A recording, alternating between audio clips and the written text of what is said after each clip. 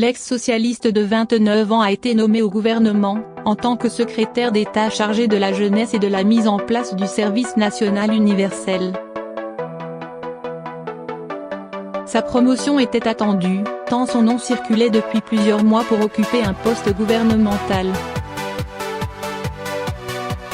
C'est désormais officiel, le député La République En Marche, LRM, des Hauts-de-Seine, Gabriel Attal, 29 ans, a été nommé le 16 octobre secrétaire d'État auprès du ministre de l'Éducation nationale, chargé de la jeunesse et de la mise en place du service national universel, SNU.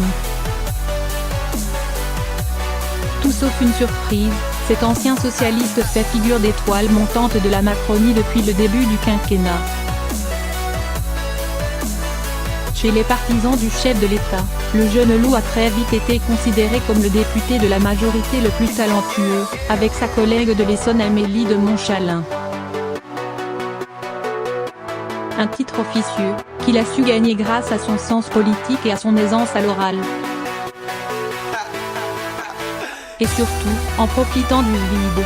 Alors que beaucoup de ses collègues du groupe LRM, composé à majorité de novices, n'osait pas prendre la parole en public au début de la législature, lui a très vite crevé l'écran en défendant l'action d'Emmanuel Macron avec un aplomb et une facilité déconcertant pour son jeune âge. Sur deux terrains de jeu principaux, dans les médias et dans l'hémicycle. Bon élève. Le chef de l'État se retrouve au cœur d'une polémique. Il n'hésite pas à monter au créneau sur les chaînes d'information pour plaider sa cause. Idem au Palais Bourbon, lorsque l'opposition attaque l'exécutif ou critique un point clé du projet présidentiel. Depuis le début du quinquennat, Gabriel Attal a toujours fait preuve d'une loyauté absolue envers le locataire de l'Élysée, qu'il a décidé de rejoindre dès la création du mouvement En Marche, en 2016. Je crois en Macron. J'ai une vraie fidélité pour lui car je suis convaincu par la pertinence de son projet, confiait-il en octobre 2017. À mes yeux, une seule chose compte, la réussite du président de la République. À la différence d'autres députés du groupe LRM, Gabriel Attal dispose d'un accès privilégié à l'Élysée, qui lui dicte les éléments de langage à répercuter dans les médias. Une tâche dont il s'acquitte sans réserve, en vrai avocat du macronisme.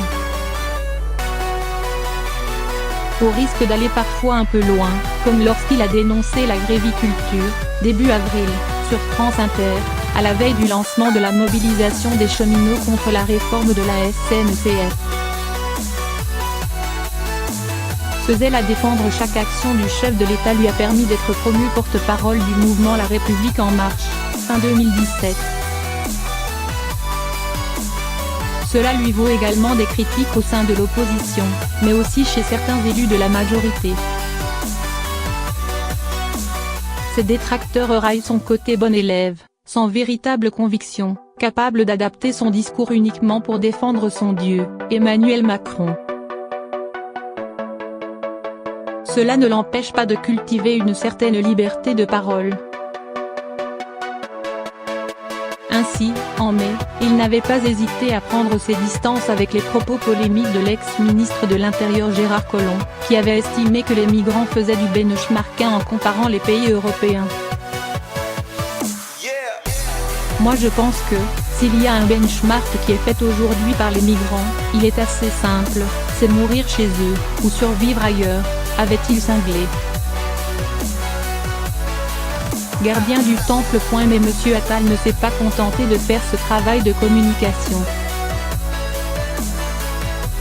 À l'Assemblée, en gardien du temple, il a veillé à la bonne exécution du programme du candidat Macron au poste clé de whip député coordinateur, de la Commission des Affaires culturelles et de l'Éducation. Et il s'est investi sur deux autres grands sujets au Palais Bourbon. En décembre 2017, il a été nommé rapporteur du texte sur la réforme de l'accès à l'université et a travaillé à la réforme de l'audiovisuel public au sein d'un groupe de travail. L'examen du premier texte, dont les débats se sont essentiellement focalisés sur le dispositif Parcoursup, lui a permis de se distinguer par sa capacité à ferrailler avec l'opposition dans l'hémicycle, en particulier avec la France insoumise, le FI, qu'il cible prioritairement dans ses prises de position.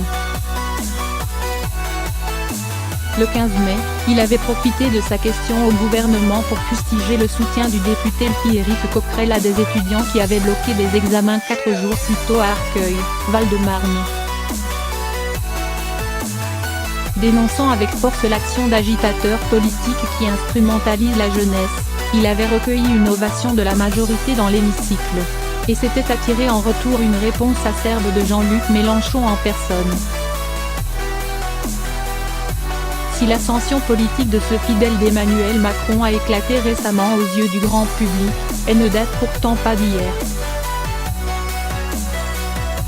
Cette figure du nouveau monde est en réalité une émanation de l'ancien, alors que nombre de ses collègues sont des novices en politique, lui disposait déjà d'une vraie expérience de la politique en entrant à l'Assemblée. Lors du précédent quinquennat, Gabriel Attal a passé 5 ans au cabinet de la ministre de la Santé, Marisol Touraine. Auparavant, ce jeune issu d'un milieu aisé a fait ses études à Sciences Po, avant de s'implanter à Vambles, Hauts-de-Seine, où il habite et dont il est devenu conseiller municipal. Je ne crois pas au clivage.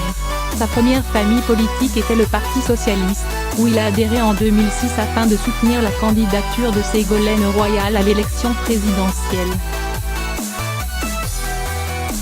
Dès le départ, il se situait dans le sillage de cette deuxième gauche pour qui l'entreprise et le libéralisme ne sont pas des gros mots, tout en ayant des convictions humanistes assumées. J'ai adhéré au PS en étant dans la mouvance de Dominique Strauss-Kahn, rappelle-t-il, se souvenant avoir été identifié à l'époque comme un élément de la gauche réformiste. Après avoir suivi de loin la campagne présidentielle de 2012 dans l'écurie du Strauss-Kahnien, Pierre Moscovici, il rentre au cabinet de Marisol Touraine en étant le numéro 2 de l'actuel porte-parole du gouvernement, Benjamin Griveaux. Alors que ce dernier s'occupait de préparer les discours de la ministre, le jeune Attal, lui, était chargé des relations avec le Parlement. Il attribue sa rupture avec le PS, en 2016, à une forme de dogmatisme qui lui devenait insupportable. Le révélateur ? Lorsque des élus socialistes se sont opposés à la loi Macron, notamment sur le travail du dimanche. Moi, j'ai toujours considéré qu'on pouvait travailler avec des centristes, des gens de droite et je ne crois pas au clivage, expliquait-il il y a quelques mois. Une forme de en même temps très macroniste. Il assurait encore ne pas vouloir passer toute sa vie en politique et ne pas avoir d'ambition personnelle. Mais cela, c'était avant qu'on lui propose un poste au gouvernement.